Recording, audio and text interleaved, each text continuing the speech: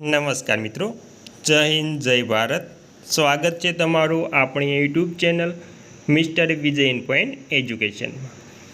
તો આજે આપણે વાત કરવાના છે કે ગુજરાત રાજ્યની સેવામાંથી સેવાનિવૃત્ત થયેલા પેન્શનરો માટે.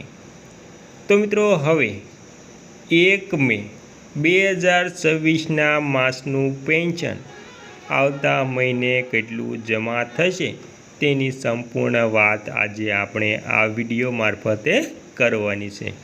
તો મિત્રો, સંપૂર્ણ વાત વિગતવાર કરતાં પહેલાં તમને એક નમ્ર વિનંતી છે કે તમે આપણી ચેનલમાં નવા હોય તો આપણી ચેનલને સબસ્ક્રાઈબ કરી લેજો, કેમ કે આવી કોઈ પણ નવી અપડેટ આવે તે નોટિફિકેશન સૌથી પહેલાં તમને મળી જાય.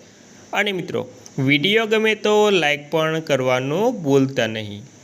તો મિત્રો, ગુજરાત રાજ્યની સેવામાંથી સેવાનિવૃત્ત પામેલા પેન્શનરો માટે હવે આવતા મહિનેથી તેના પેન્શનમાં થશે ઢગલાબંધ વધારો, કેમ કે તેમને ડીએ એરિયસ ઉપરાંત અન્ય પણ લાભ મળવાના છે. તેથી આવતા મહિનેથી તેમના બેંક ખાતામાં સૌથી મોટું પેન્શન જમા થશે.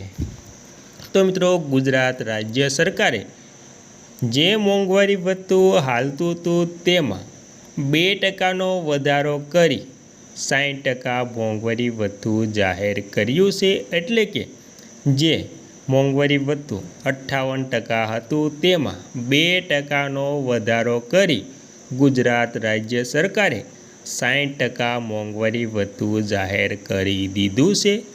તો મિત્રો, 1 જાન્યુઆરી 2026થી આ મોંઘવારી ભથ્થું લાગુ થઈ ગયું છે. અને જે મોંઘવારી ભથ્થું લાગુ થઈ ગયું છે તે આપવામાં આવ્યું નહોતું, પરંતુ હવે ગુજરાત રાજ્ય સરકાર તેને એરિયસ પેટે પણ આપે તેવી શક્યતા છે. એટલે કે હવે તેમને એરિયસના જે 4 મહિનાનું બાકી એરિયસ છે તે પેન્શનરોને આવતા મહિનેથી તેમના બેંક ખાતામાં જમા કરી દેવામાં આવશે. એટલે કે તેમને કદાચ રોકડમાં પણ ચૂકવી દેવામાં આવશે. તો મિત્રો, જે તેમનું જે બેઝિક પેન્શન છે અને જે તેનું મૂળ પેન્શન છે તેમાં એરિયસ 4 મહિનાનું પ્લસ જો તેમાં મેડિકલ એલાઉન્સ ઉમેરાતું હોય તો તમને જે 1000 રૂપિયા મેડિકલ એલાઉન્સ મળે છે તે મેડિકલ એલાઉન્સ પણ જમા થશે.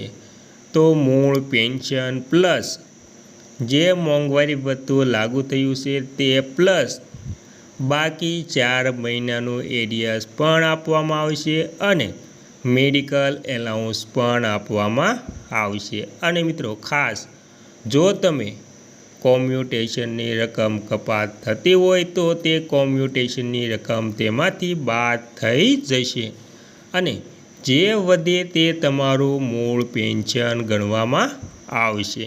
તો આ રીતે તમારું પેન્શન આવતા મહિનેથી આટલું જમા થશે મિત્રો.